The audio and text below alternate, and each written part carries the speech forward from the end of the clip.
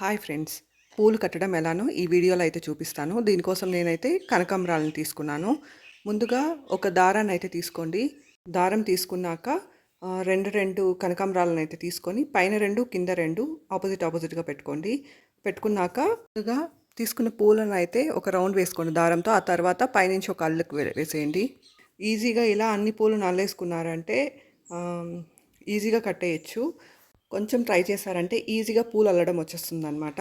ఇప్పట్లో పూలు అల్లడం కూడా అందరికీ రావట్లేదు, కొంతమందికి మాత్రమే వస్తుంది. ఇప్పట్లో చాలామందికి పూలు అల్లడం రావట్లేదు, చాలామందికి పూలు అల్లడం రాదనమాట. కొంచెం ట్రై చేస్తే ఈ పూలు అల్లడం అయితే నేర్చుకోవడం చాలా ఈజీ. బోర్ కొట్టినప్పుడు హాబీస్గా ఇలాంటివి చేశారంటే సెల్ఫ్ సాటిస్ఫాక్షన్ కూడా వస్తుంది.